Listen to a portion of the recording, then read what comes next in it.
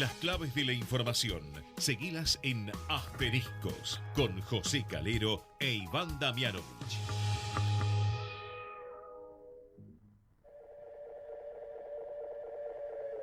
Esto que estás oyendo ya no soy yo. Es el eco del eco del eco de un sentimiento.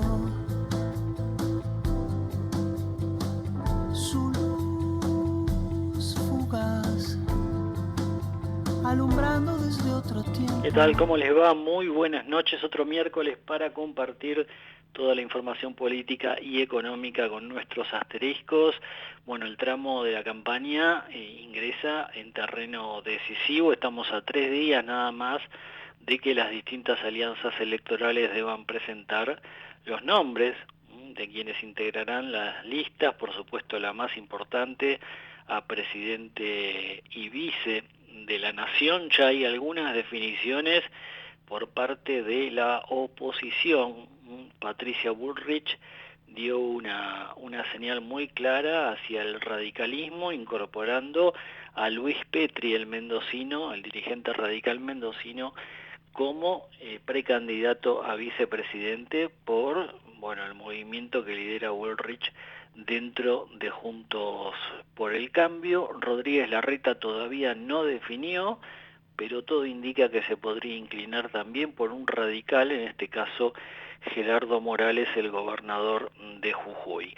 En el plano del oficialismo, hoy hubo una reunión muy interesante que seguramente va a dejar tela para cortar. Cristina Kirchner se reunió con el gobernador de Tucumán, con Juan Mansur, ex jefe de gabinete, que viene diciendo que él aspira también a tener su rol en las próximas elecciones. En algún momento habló de ser precandidato a presidente con su campaña de afiches Juan 23, pero esta reunión con Cristina Kirchner tal vez esté indicando que ese pedido de los gobernadores para tener una participación en las listas del ex Frente de Todos y ahora Unión por la Patria, podría tener en Juan Mansur un espacio, ¿no?, a ocupar por parte de quien por ahora es gobernador de Tucumán. En la interna de Unión por la Patria está el tándem compuesto por Daniel Scioli y buena parte de dirigentes que se alinearon todo este tiempo con Alberto Fernández, que ahora están motorizando tener un espacio propio dentro de el Frente Unión por la Patria, y que están definiendo cómo van a ocupar las listas rumbo a las primarias de agosto. Hay mucha polémica acá porque Daniel Scioli está denunciando que el entramado que se armó a cargo de Máximo Kirchner para componer esas listas los perjudica y mucho, que tendrían un rol demasiado relegado en esta composición, y por eso fueron a la justicia para pedir que se cambie esa forma de organización. Y en lo que es Libertad Avanza, el partido liderado por Javier Milei, las cosas están más claras. Ahí Milei no tiene competencia en el plano de la precandidatura a presidente. Lo que le está costando y mucho es armar el listado de dirigentes que lo van a acompañar. Tuvo varios dirigentes que se cayeron en los últimos días, malos resultados en las provincias, en las elecciones que hubo en distintos distritos del país, y algunas encuestas que siempre tenemos que tomar con pinzas porque venimos muy mal con los sondeos previos a las elecciones en los últimos comicios, marcaron realidades muy distintas a lo que finalmente ocurrió, pero las encuestas están diciendo que en las últimas 2 semanas habría caído un poco la intención de voto por Javier Milei, quien está tratando de levantar cabeza. Ya decidió que Carolina Píparo va a ser su candidata a gobernadora en la provincia de Buenos Aires. mientras trata de definir también las listas de candidatos a diputados y sobre todo qué hacer en el conurbano bonaerense, donde hay que llenar muchísimos casilleros, muchísimos espacios. Habrá que ver qué precandidatos a intendentes lleva Javier Milei en el conurbano, una región clave para cualquiera que quiera tener poder en la Argentina. Se sabe, el conurbano desempeña un rol esencial. Bueno, esto va a ser algunos de los temas que analizaremos hoy a lo largo del programa. También, bueno, la cuestión económica, qué está pasando con el consumo, qué puede ocurrir con el pago al Fondo Monetario Internacional, que debería hacerse por estas horas. Bueno, hasta las 21 lo vamos a analizar acá en Asteriscos, información clave a mitad de semana.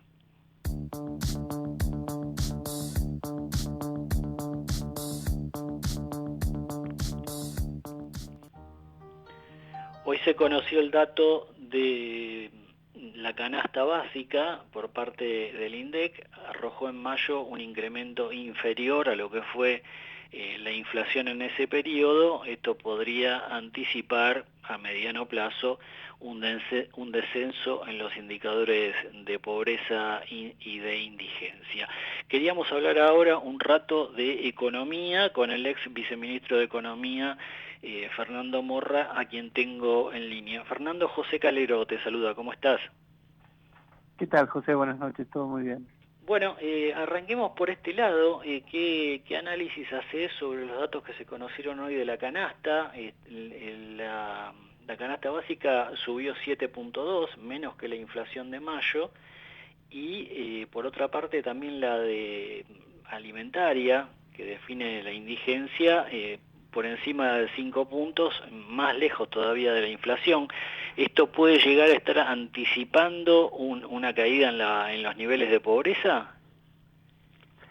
Bueno, el dato que conocimos hoy es un dato que era esperable, dado que lo que estábamos observando era una dinámica de la inflación que estaba muy influida este mes por una variación menor a nivel general en el caso de los alimentos, y en particular en el caso de las carnes, en donde tenés una variación muy baja, en el entorno de 1,5%.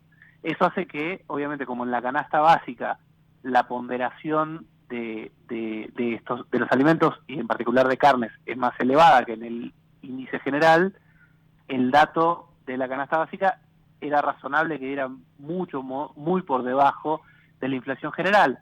Ahora, recordemos que estos indicadores inciden en la pobreza e indigencia a lo largo de los meses, es decir, en todo un trimestre, en realidad en todo un semestre, y la dinámica del semestre fue mucho más elevada que la dinámica hasta ahora observada por los ingresos. Entonces todavía es demasiado pronto para decir que los datos de pobreza e indigencia van a bajar solamente con este dato. El otro dato que difundió hoy el INDEC, Fernando, está vinculado con la caída en el nivel de exportaciones, sobre todo en el complejo agro, como consecuencia de la sequía. La crisis que provocó en el ingreso de divisas este fenómeno climático está empezando a ser superada y podemos esperar para la próxima campaña volver casi a la normalidad. Es un poco temprano para decirlo, en realidad va a depender nuevamente, como todos los años, de las condiciones climáticas y de las condiciones de precios internacionales. Yo creo que, vamos a separar dos elementos. El primero es, la sequía es el elemento macroeconómico más importante de la dinámica de este año porque afecta lo fiscal, porque implica un menor ingreso de recursos para el sector público y eventualmente, con el mismo nivel de gasto, un mayor déficit fiscal. Lo externo, porque implica menor entrada de dólares, con lo cual también hay mayores presiones sobre el mercado de cambio. Y también influye sobre los precios, porque en última instancia, si hay menos dólares, eso también genera tensiones desde el punto de vista de expectativas de movimientos cambiarios, y eso presiona a los precios también al alza. Entonces, tanto por la inflación, tanto por lo fiscal y tanto por la dinámica de lo externo, y ni hablar desde el punto de vista de la actividad económica, desde todos los frentes, este año está claramente marcado por la sequía. ¿Qué podemos esperar para el año que viene? Bueno, si se normalizan las condiciones climáticas, uno esperaría una recuperación muy fuerte de la cosecha. Pensemos que la cosecha agrícola más o menos este año se redujo prácticamente en un 45% de los principales cultivos. Es decir, tendríamos un repunte muy importante. Hay que ver si las condiciones de precios internacionales, con la suba de la tasa de interés que hizo la Reserva Federal y los principales bancos centrales del mundo, van a mantenerse en niveles tan elevados como estuvieron luego de la pandemia.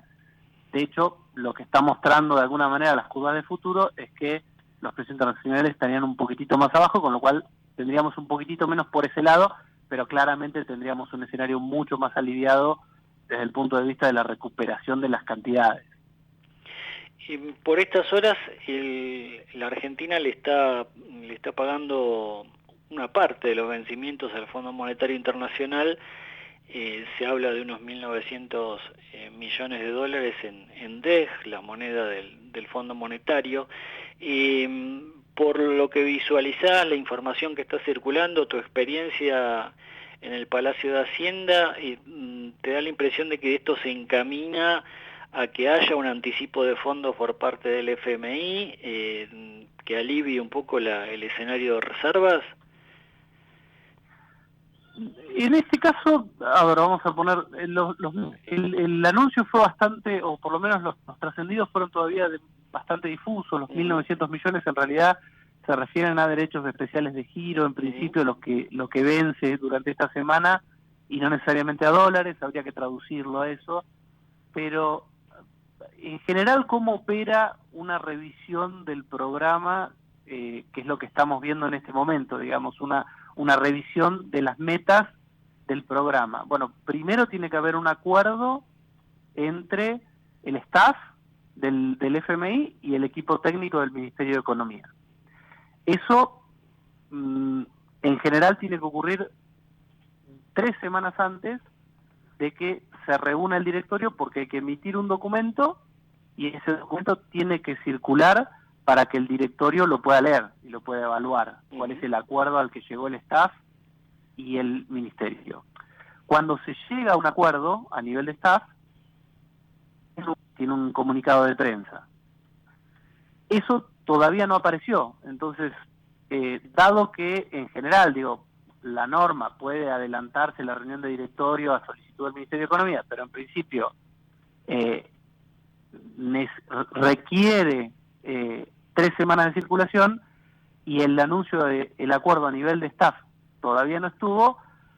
Estamos esperando. Realmente todavía hay mucha incertidumbre respecto de qué es eventualmente lo que podemos llegar a ver de esta revisión. Recordemos también que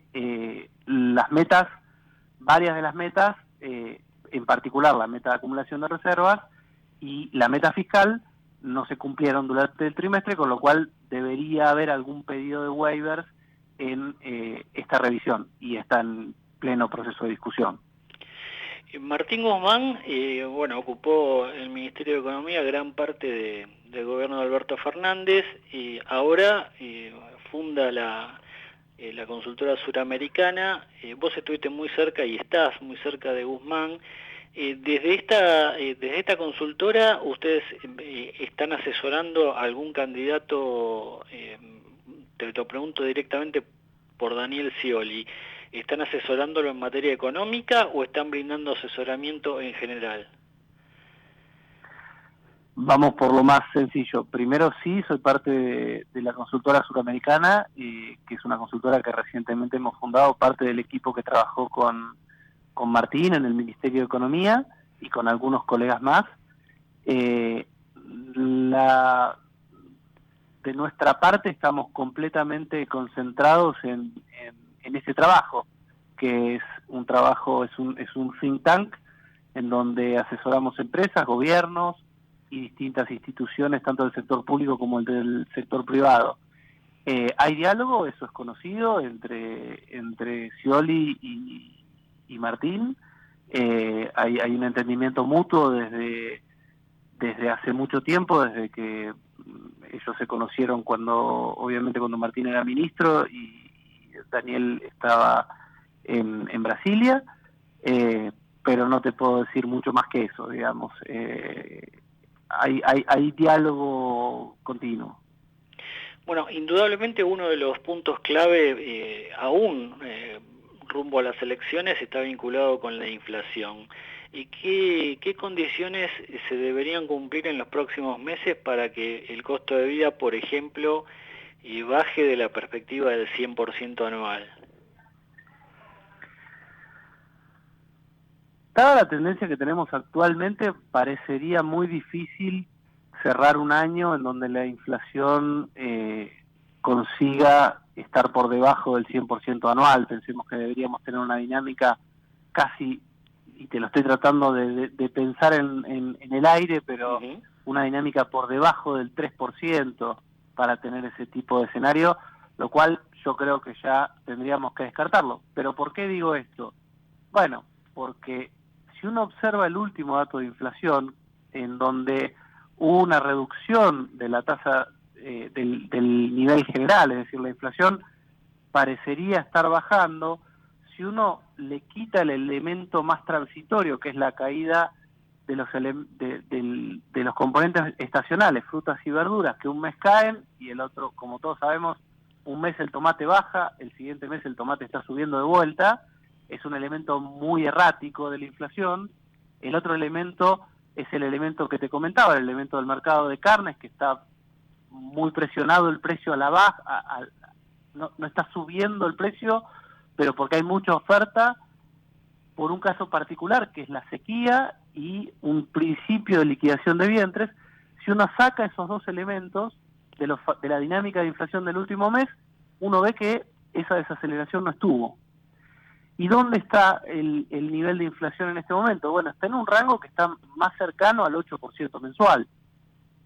Ahora, cuando todo el sistema lleva, y ya llevamos desde enero, con inflaciones que van superando el 6, el 7, el 8%, es muy difícil que eso revierta rápidamente.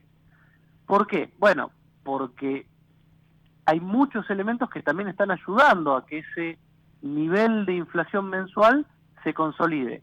La tasa de interés está en un rango del 8%, la tasa de las LELIQs, digamos. La tasa de devaluación del dólar oficial también está entre un 7, dependiendo de la semana, dependiendo del momento, está entre un 6,5, 7, 7,5%. Y los salarios están creciendo un poquitito más arriba, en los salarios formales, que son el dato más consolidado que tenemos, entre un 8 y un 9%. Entonces, toda la nominalidad está corriendo a ese ritmo.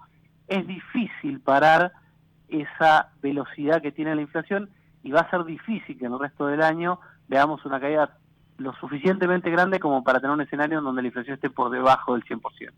Parecería hoy que estuviera consolidada en un nivel más cercano a un 8% mensual, que puede bajar un 7, 6%, pero que eso nos va a dejar en un nivel más cercano al 140% en el año o un poquitito más arriba que eso. Guzmán publicó en estos días una columna de opinión donde destacó los beneficios y el potencial del gasoducto Néstor Kirchner, y desde ENARSA, su titular Agustín Jerez, un hombre muy ligado a Cristina Kirchner, salió a cruzarlo muy fuerte, incluso con algunas palabras muy duras, pero bueno, no ese es el eje de mi pregunta. Él dijo, Agustín Jerez, que ustedes cajonearon durante 84 días el proyecto del gasoducto. Yo creo que eso es una discusión muy pequeña. Cualquier persona que conoce, no tengo que... es una discusión técnica sobre cuánto debería llevar un expediente. La realidad es que la obra se está haciendo y lo importante es que la obra se terminó. No hubo ninguna demora en el proceso, en los procesos administrativos, de ninguna manera. Eso está completamente descartado, pero es una discusión muy pequeña, me parece, a esta altura. Lo importante hoy, como argentinos, es que podamos discutir el rol clave que tienen este tipo de obras de infraestructura para el desarrollo de nuestro país. Pensemos que ese gasoducto primero va a sustituir dólares que nosotros, de gas que hoy nosotros estamos importando y que ahora podemos producir localmente. Pero no solo eso, sino que va a permitir bajar el costo de generación, primero el costo de generación eléctrica, pero también el costo del gas para los hogares. Eso es muy importante para la productividad y también para el bolsillo de los argentinos. Y cuando podamos avanzar un poco más, también nos permitiría empezar a integrarnos de una manera con un potencial muy importante al resto de la región, en particular con Brasil. Entonces me parece que hoy discutir si 80 días sí, si 80 días no, es una discusión muy pequeña. Nos tocó por suerte participar y poder impulsar esa obra cuando estuvimos en el ministerio, poder empujarla, poder poner nuestro grano de arena, y creo que nos deja creo que ese es el sentido de la nota de Martín, más allá de que después se desvirtuó. Tenemos que aprender que como argentinos podemos encarar obras importantes y podemos poner nuestra mirada en un futuro que sea diferente, un futuro en donde podamos pensar en generar valor, en generar empleo, en ser productivos y en poder insertarlos en el mundo de otra manera. Fernando, gracias, que te vaya muy bien. Un abrazo. Ahí estaba el economista Fernando Morra, ex viceministro de Economía durante la gestión de Martín Guzmán en Asteriscos. Asteriscos. Información clave a mitad de semana. Bien, tiempo de análisis político. Lo tengo en línea Cristian Boutier, director de la consultora CB. Cristian, José Calero te saluda. ¿Cómo estás? ¿Cómo están? Buenas noches para todos. Yo arrancaba el programa contando un poco cómo se están configurando las distintas alianzas. Indudablemente, en lo que es el PRO, están buscando el respaldo, sobre todo a nivel nacional, que tiene el radicalismo, ¿no? Sí, a ver, no es muy distinto a lo que ha sucedido en 2015, cuando justamente el PRO buscaba al radicalismo como músculo electoral, principalmente músculo estructural más que electoral, porque los votos hoy no los tiene el radicalismo, en 2015 tampoco, pero sí tenía la estructura a lo largo y lo ancho del país, con lo que eso significa. Me parece que tanto Bullrich como Larreta están observando esa estructura y la necesitan, pero en términos electorales el radicalismo está un poco más devaluado que el PRO, claramente. Todo va a depender también de cómo se llegue y los perfiles que estén apuntando. Hay que ver cómo amalgama a Patricia Bullrich con el candidato a vice que lo ha designado. Y hay que ver también lo que sucede con Larreta, si puede ya consolidar la fórmula con Morales después de todo lo que pasó en Jujuy. ¿Te da la impresión de que lo ha impactado políticamente muy fuerte o lo ha fortalecido lo que pasó en Jujuy a Gerardo Morales? Si él fuera candidato a presidente, lo ayuda en el marco de unas PASO, porque hay un segmento de los votantes Juntos por el Cambio que aprueban lo que ha hecho Morales con las manifestaciones. En el marco de unas elecciones generales y balotaje obviamente lo perjudican porque hay un segmento de votos del centro que no acompaña ese tipo de acciones. Por estas horas no está definido todavía, pero todo indicaría que Rodríguez Larreta no va a cambiar su intención inicial de sumarlo a Morales a la fórmula, ¿no? Como precandidato a vicepresidente. También se definió hace un rato nomás, que Pichetto va a ir como primer candidato a diputado nacional por la lista de Santilli en la provincia de Buenos Aires. ¿El escenario en la provincia de Buenos Aires le alcanzaría a Axel Kicillof para una reelección a esta altura del partido? Y todo va a depender de quién sea el candidato a presidente. Recordemos que en la provincia de Buenos Aires los bonaerenses eligen dos cosas principalmente, presidente e intendente. Después de la mano vienen los gobernadores, candidatos a diputados nacionales, candidatos a consejeros escolares y también concejales. La gente elige presidente, que es la cabeza de lista lo que tracciona, y también elige intendente, que es quien conoce el territorio y quien también logra generar un corte de boleta si es necesario. Con lo cual, me parece que hay que ver quién son los candidatos a presidente para saber en qué posición está Axel Kicillof.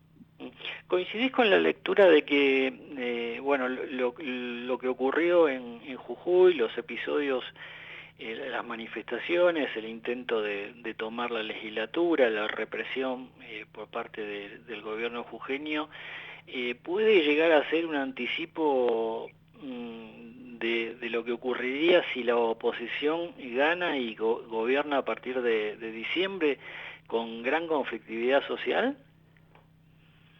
No, hay que ver qué facción termina ganando. Uno ve la facción de Bullrich, que es un poco más ortodoxa, proclive a de última dar ese tipo de circunstancias, ¿no? De generar ciertos límites hacia las manifestaciones y actuar de esta manera, y uno ve a lo mejor una gestión como la de Larreta, que bueno, de última es más dialoguista, tiene mayor tolerancia, que eso también perjudica a su segmento electoral, que no apoya para nada ese tipo de acciones, que quiere obviamente mayor mano dura, por lo que se ve en la ciudad de Buenos Aires, ¿no? Entonces, hay que ver quién termina ganando, pero me parece que son tanto Juntos por el Cambio apuntando hacia Chaco y el peronismo o el kirchnerismo apuntando a Jujuy, es más una acción de desviar el foco de atención para que no se terminen auditando los conflictos internos que los llevan a los dos principales frentes a estar absolutamente debilitados de cara a lo que es el armado de las candidaturas. En Jujuy, Morales llegó a un acuerdo con un sector del justicialismo para reformar la Constitución y bueno, imponer más presión sobre las protestas callejeras. ¿Es un poco el panorama que se puede visualizar en un eventual gobierno, por ejemplo, de Rodríguez Larreta, digamos, volcándose a acuerdos con algún sector del peronismo para sacar leyes en el Congreso? Sí, totalmente. Yo veo a un Rodríguez Larreta con mayor vocación al diálogo y al consenso que a Bullrich. Ni hablar a Milei. Milei ha planteado la posibilidad de gobernar con decretos de necesidad de urgencia o con consultas populares si es necesario. Entonces, veo un Larreta que, bueno, a ver, no tiene que forzar nada porque es su personalidad. Como también no es su personalidad el perfil duro que están reclamando votantes Juntos por el Cambio y que lo pone en una situación delicada en el marco de las PASO, en una posición que hasta con una potencial desventaja con Patricia Bullrich. A hoy, 21 de junio, el escenario sigue en 3 tercios con vistas a las elecciones, a las PASO de agosto. Sí, más o menos, se ha frenado un poco el avance y el crecimiento de Milei, pero sí, esa tendencia. Ninguna fuerza supera los 30 puntos, y eso ya habilita a un escenario de tercios con un alto porcentaje de indecisos. Todavía no hay clima electoral y la gente en el marco de la apatía no está pensando en las elecciones. No toda, pero sí un porcentaje importante. ¿Y quién podría ser el candidato más fuerte de ahora Unión por la Patria a presidente? Y eso es muy particular, porque hay que ver qué se considera fuerte, si el piso o el techo. Si vos me decís el piso, creo que Axel Kicillof es el mejor candidato que tiene Unión por la Patria en este momento. Si me preguntás por el techo, un Guado de Pedro o un Sergio Massa. Podrían atraer, digamos, porque votantes... el piso es clave para ganar unas PASO y el techo es clave para ganar un balotaje. Claro, porque atraes más votantes por ahí indecisos o que no están tan identificados con el kirchnerismo. Totalmente. Por eso salís de la pecera del público cautivo a pescar votos de fuerzas que no te votaron en primera instancia. Bien, Cristian, gracias. Te mando un fuerte abrazo. Por favor, a disposición.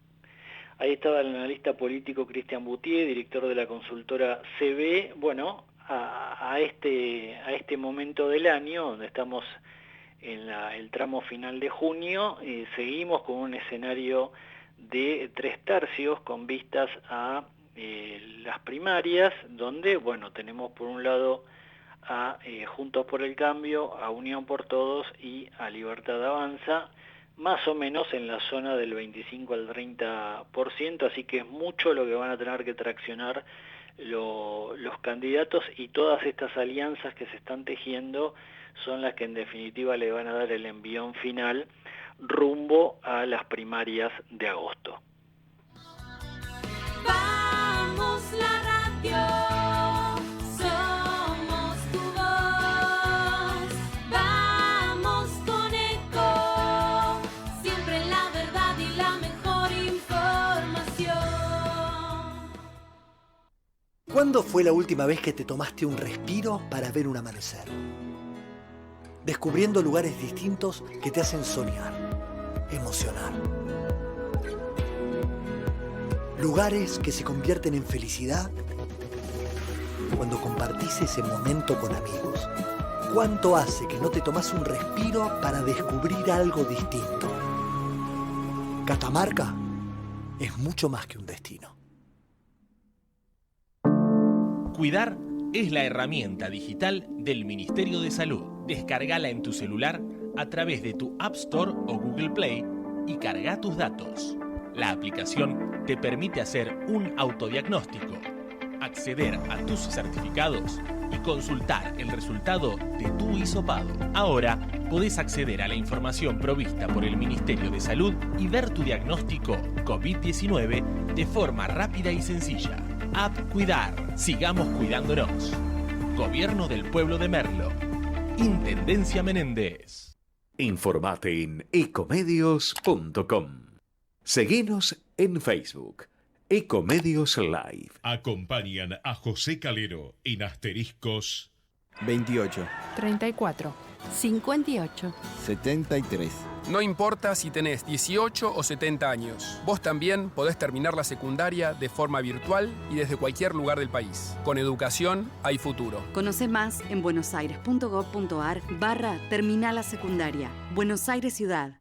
¿Sacando fotos con el celu? No, depositando cheques en el banco. ¿Eh? Ahora en Banco Credicop tenés cheque móvil, la forma simple y práctica para depositar virtualmente los cheques físicos de tu empresa, desde tu celular a través de Credicop Móvil. Podés digitalizar y depositar cheques al día o de pago diferido y no tiene costo adicional.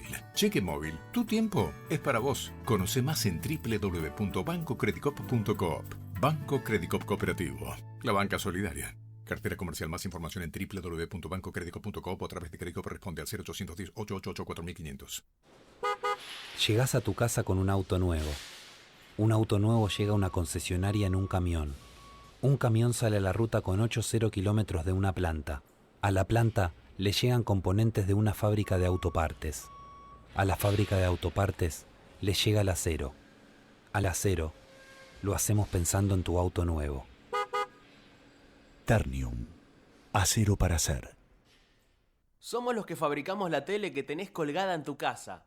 Somos los que producimos el aire que acondiciona el clima de tu hogar. Somos los que hacemos el celu que te conecta con el mundo. Somos Afarte. Somos industria. Grupo Petersen. Desde 1920, construyendo el país. ¿Estás por viajar? No importa dónde vayas. Disfrutá desde que llegás al aeropuerto. Aeropuertos Argentina 2000 te espera con distintas opciones para darte un gustito. Wi-Fi libre y gratuito, opciones de estacionamiento y mucho más. Aeropuertos Argentina 2000. Capacitate de forma fácil y gratuita. Accede al Instituto Legislativo de Capacitación Permanente en legislatura.gov.ar. Legislatura porteña. Nos une la ciudad. El Banco Provincia se está actualizando. Más tecnológico, más dinámico, más innovador. En otras palabras, el Banco Provincia está más 2.3. Seguí nuestras redes y entérate todo lo que se viene. Banco Provincia. ¿Sabías que todos los accidentes por inhalación de monóxido de carbono son evitables? Chequea que la llama de tus artefactos sea siempre azul. No olvides ventilar los ambientes de tu hogar todos los días, verificando que las rejillas cuenten con salida al exterior y las ventilaciones no estén tapadas ni sucias. Y controla las instalaciones internas con un gasista matriculado. Con estos consejos, proteges a tu familia. Metrogas, damos calor. Y ahora, el mundo que viene en Asteriscos. Con toda la información sobre las tecnologías de vanguardia con Rodrigo Barber. Bien, y todo lo que es tecnología, que en muchos casos nos está sorprendiendo en este día a día, bueno, llega de la mano de Rodrigo Barber. ¿Cómo estás, Rodri? ¿Lo tenemos ahí a Rodrigo? Bueno, hola, José, ¿me escuchás? Ahora sí. ¿Cómo estás, Rodri? ¿Todo bien? Muy bien, buenas noches. Bueno. Estaba leyendo las últimas novedades sobre el mini submarino que permanece desaparecido.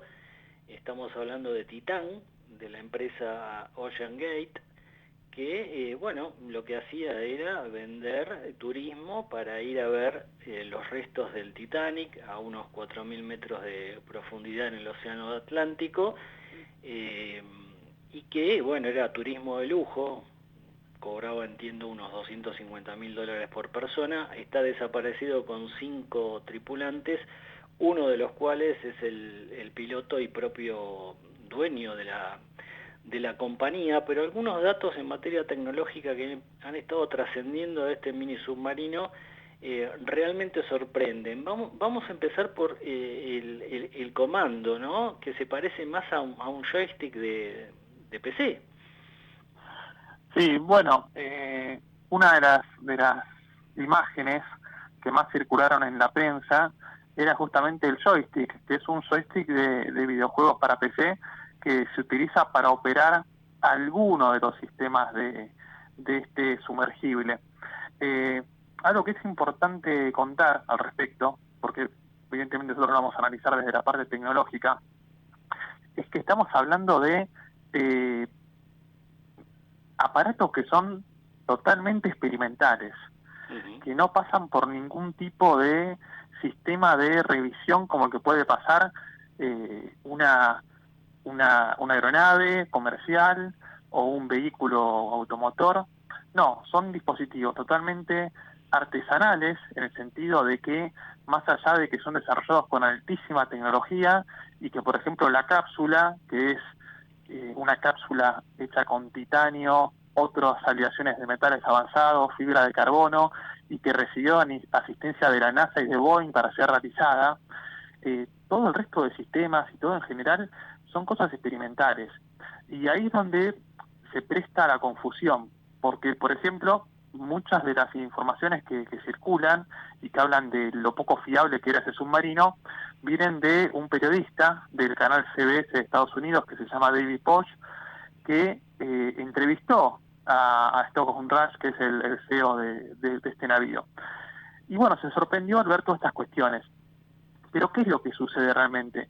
Que si uno ve este tipo de tecnología experimental, incluso si uno se acercase a ver cómo era una cápsula espacial en la década del 60, del 70, para una persona que tiene expectativas de ver algo súper sofisticado, en verdad este tipo de tecnologías están pensadas simplemente para poder poner a la gente, en este caso 3.800 metros debajo del agua, o ponerla en espacio.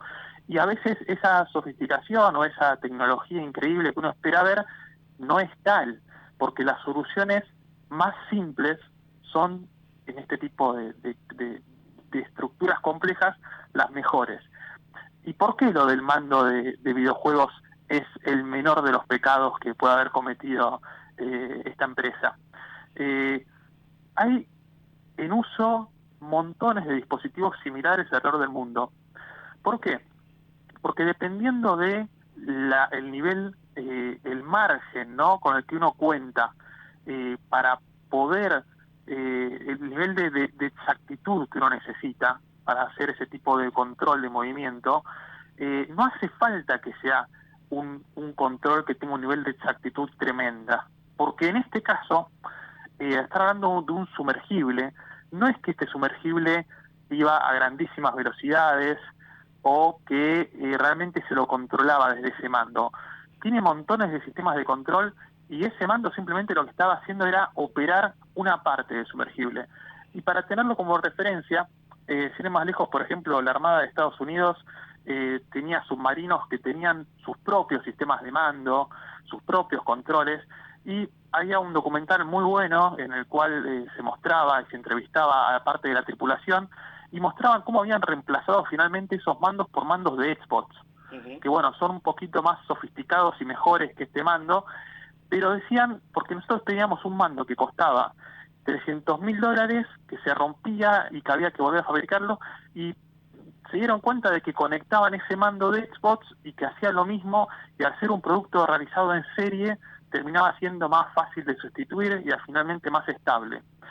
Creo que el problema real tiene que ver con que una misión que era totalmente experimental, para poder financiarse, estaba llevando civiles, disfrazándolos de científicos. Creo que ahí está realmente el problema de esta situación. Y volviendo al tema del joystick o de esos mandos, en esta era de videos constantes, sorprende ver grandes aviones que se están pilotando con ese tipo de mandos ya. Sí, bueno, creo que lo comentábamos en algún momento. Los aviones de Airbus, hace muchos años ya, uno entra a una cabina de un avión y tiene montones de botones, montones de pantallas, y básicamente tienen en los dos laterales, donde está el piloto y el copiloto, un joystick chiquitito que básicamente se utiliza en muy pocos momentos durante el vuelo, y que incluso la realidad es que podría no utilizarse. Hay personas que ya dicen que los aviones podrían despegar y aterrizar solos. Porque ¿qué es lo que sucede realmente? Que todo este tipo de máquinas tienen sistemas que se programan. Un avión, por ejemplo, durante 40, 50 minutos antes de que el avión despegue, está el piloto o el copiloto haciendo todo el trabajo de cargar dentro de una computadora prácticamente toda la información de navegación. Entonces no es que están pilotándolo a través de ese pequeño joystick, sino que todo está automatizado, todo es a través del piloto automático, y cosas muy similares pasan con sistemas que se manejan con este tipo de mandos.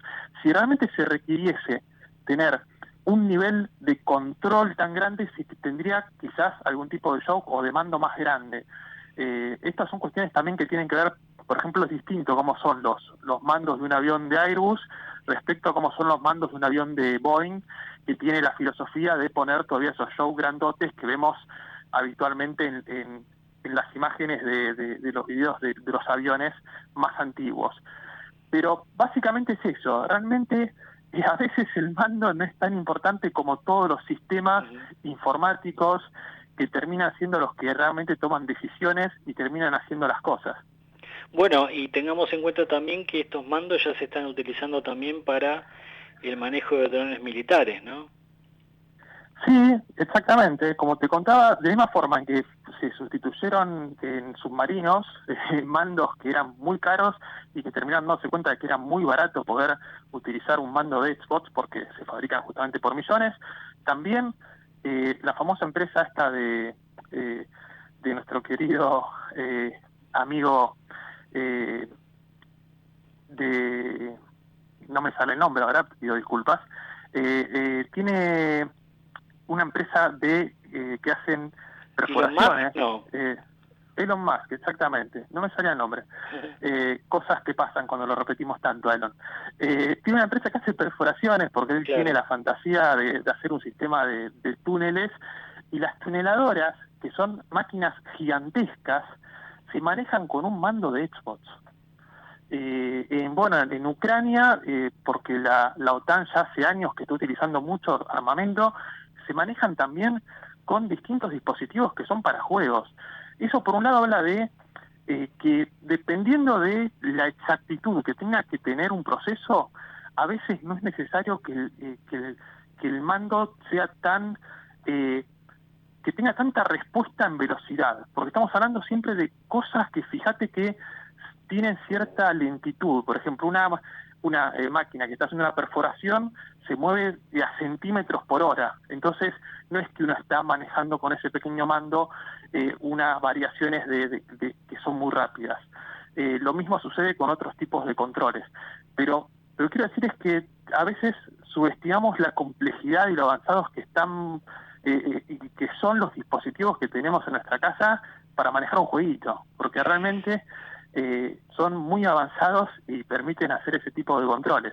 Bueno, la búsqueda sigue, quedan pocas horas de oxígeno en el mini submarino, hay versiones de que también podría estar en la superficie, pero no lo encuentran, Ojalá haya suerte y aparezca, pero indudablemente la información tiene mucho impacto internacional por lo espectacular de todo, ¿no?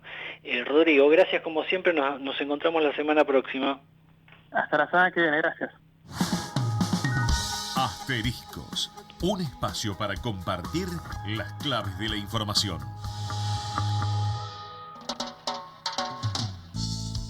Bien, seguimos con la cuestión económica. Lo tengo en línea al economista Andrés Borenstein. ¿Cómo estás, Andrés? José Calero te saluda. Hola, José, buenas noches. ¿Cómo estás? Disculpa la espera. Bueno, estamos por estas horas esperando alguna novedad de si el gobierno le hace un pago parcial, en principio, al Fondo Monetario Internacional. La discusión, por todo lo que está trascendiendo, parece ser más dura de lo esperado, pero todo indicaría que el Fondo Monetario no va a dejar caer a la Argentina, o al menos eso es lo que se espera, ¿no? Bueno, está negociando. Yo no tengo ningún insight de lo que está pasando en esta negociación, pero bueno, está claro que la sequía existió, que es un atenuante para que la Argentina no haya cumplido las metas con las cuales se había comprometido. Y la verdad es que probablemente al fondo tampoco le guste que la Argentina vaya a las elecciones en medio de un berenjenal, entonces probablemente haya voluntad de hacer algo. Hay que ver qué piden a cambio y a qué se compromete Argentina. Y como siempre, cuando hablamos del Fondo Monetario, hay que saber qué piensa el Tesoro de Estados Unidos, porque nunca jamás en la historia del Fondo Monetario se tomó una decisión que vaya en contra del Tesoro de Estados Unidos, así que más allá de los bailes que vaya haciendo el staff y las negociaciones con Argentina, si la música está de que el Tesoro americano va a dar el ok, eso va a ocurrir, y si ganan los halcones en el Tesoro americano, no tendremos el respaldo.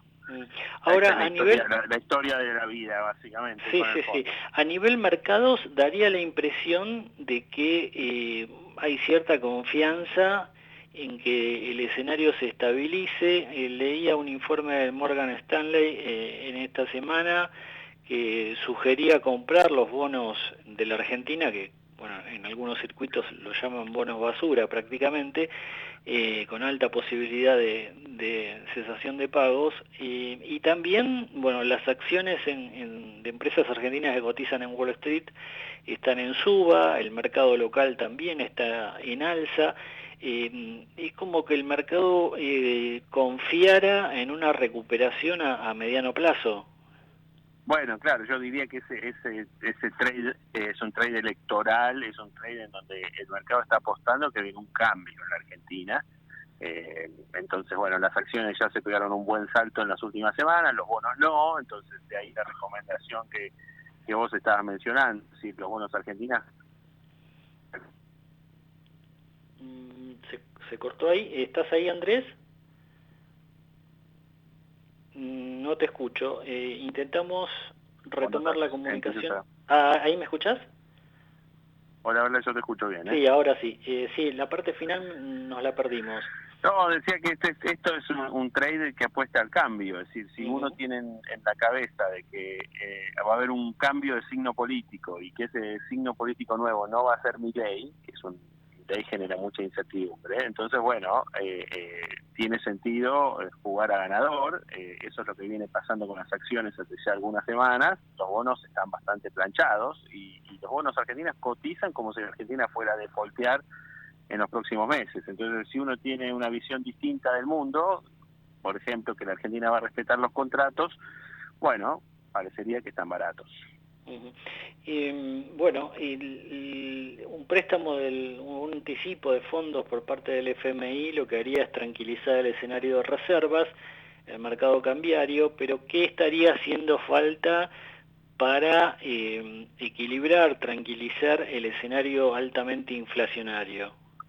No, eso no hay nada que pueda hacer este gobierno, porque ya sabemos, están hace 3 años y medio y nunca han hecho nada en ese sentido. El próximo presidente va a tener esa misión de resolver ese tema.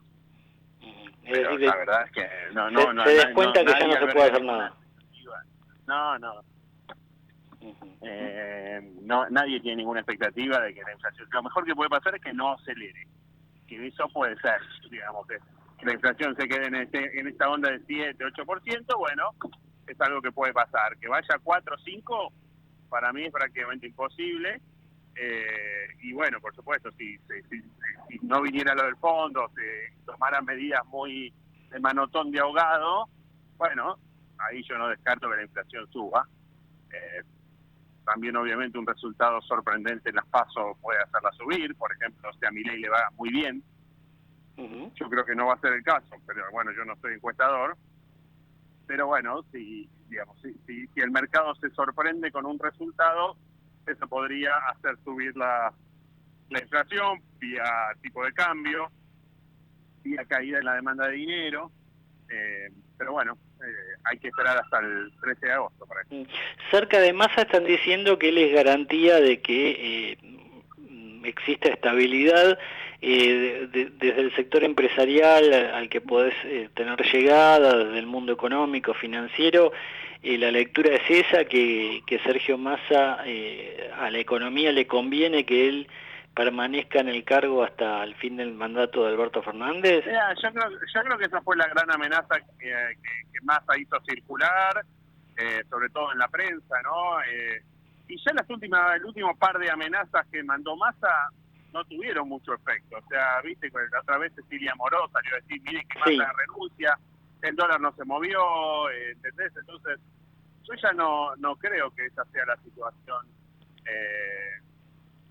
Por supuesto que hay escenarios peores, ¿no? Eso no hay duda, digamos. Si Massa se va mañana y el gobierno pone a alguien muy, muy identificado con la cámpora, a lo mejor ahí el mercado también se asusta. Pero yo ya no me parece que esa situación de la garantía de la estabilidad de Massa, bueno, mucha estabilidad no hay, estamos con el 8% mensual. Bien, Andrés, gracias como siempre, te mandamos un fuerte abrazo. Chao, hasta luego. Gracias. Ahí estaba el economista Andrés Borenstein y ya lo tenemos a Juan Andrés Paulenco con toda la información de la provincia de Buenos Aires. ¿Cómo estás, querido Juan? Muy buenas noches, José. ¿Cómo te va? ¿Cómo andas? ¿Bien? Bueno, ¿cómo está el pulso ahí del consumo? ¿Qué pasó para el Día del Padre en todo lo que es ese conurbano que es uno de los corazones de la Argentina? Bueno, ahí te cuento, la gente del centro de comerciantes en el conurbano está contenta. Por ejemplo, te cuento en San Justo, el licenciado Daniel Dauría aseguró que se incrementaron entre un 15 a un 20% en comparación del Día del Padre año anterior. Mientras tanto, Morón y Loma de Zamora, las ventas estuvieron entre el 18 al 20%, expresaron en esos centros de comerciantes, y te quiero contar cómo fueron los pagos. Primero, tarjeta débito, luego Mercado Pago, tarjeta de crédito y finalmente el efectivo. Bien, bueno, un dato interesante eso, la tarjeta de débito desplazando a la de crédito del primer lugar. Scioli cerró ahí con un intendente clave. Sí, estamos hablando Tigre, Julio Zamora, cerró y va a encabezar la lista de diputados provinciales por la primera sección electoral, mientras que su hermano Carlos será candidato a intendente y va a competir con Malena Galmarini de Massa. Bueno, sabemos que la relación Scioli-Massa es muy mala para llamarla de alguna manera, ¿no? Sí. Bueno, sí, ahí va a ser una pelea clave. Sí. Bueno, y Milei, yo lo comentaba en la apertura, Juan, ya tiene su candidata o precandidata a gobernadora. Sí, se inclinó por la diputada nacional Carolina Píparo y como candidato a vicegobernador el abogado Francisco Neto, abogado penalista, miembro del Colegio Público de Abogados del Capital Federal, estuvo en anteriores gestiones. En Juntos por el Cambio, ya Patricia Bullrich eligió a Luis Petri como su compañero de fórmula para esta PASO. Rodríguez Larreta está en eso, está avanzando con Morales, Juan. Sí, yo creo que ya están, lamentablemente por los hechos que están sucediendo en este momento en Jujuy, se han guardado, posiblemente mañana o el viernes, mejor dicho, va a estar el anuncio. El vicepresidente Larreta va a ser Gerardo Morales, y acá tengo un dato. estaría también ya charlado y designado quién va a acompañar a Diego Santilli en la provincia de Buenos Aires. Ajá. Sería el intendente de San Isidro, Gustavo Pose. Bueno, hay otro radical o ex radical que apuntala a alguien del PRO, ¿no? Seguro, y si me permitís, hace minutos anunciaron a Miguel Ángel Pichetto, sería el primer candidato a diputado nacional por la provincia de Buenos Aires y en caso de que Larreta gane, futuro presidente de la Cámara de Diputados. Bueno, definiciones, ya sabemos, faltan menos de 3 días para que se cierre la presentación de candidaturas con vistas a las primarias de agosto, bueno, y toda la información, como siempre, de primera línea de Juan Andrés Paulenco de lo que es la provincia de Buenos Aires. Querido Juan, hasta la semana próxima. Buena semana para todos. Bueno, gran duda sobre si ya se le pagó al Fondo Monetario Internacional, pero cerca de los mercados y quienes toman decisiones dicen que sí, que ya eso es un hecho, si no es hoy a última hora se hará mañana el pago, como hablamos a lo largo del programa, de un anticipo de unos 1.900 millones en la moneda del Fondo Monetario. El dato que viene del mundo deportivo y también en lo económico, Boca finalmente va a tener sponsor en su camiseta, la casa de apuestas Betsson, una de las más conocidas del mundo, de origen sueco. Bueno, parece que desembolsará nada más y nada menos que $7,5 millones de dólares para estar en la camiseta, en el pecho de la camiseta de Boca. Y el fin de semana la despedida de Juan Román Riquelme con entradas que en algunos casos llegan hasta los 70.000 pesos. Hay que querer a Riquelme para ir a verlo en su último partido. Dicen que va a estar también Lionel Messi y otros astros de la selección argentina. Nosotros nos vamos, gracias como siempre por haber estado allí del otro lado. Nos reencontramos el miércoles próximo desde las 20 en nuestra Ecomedios 1220 con asteriscos, información clave a mitad de semana. Chau.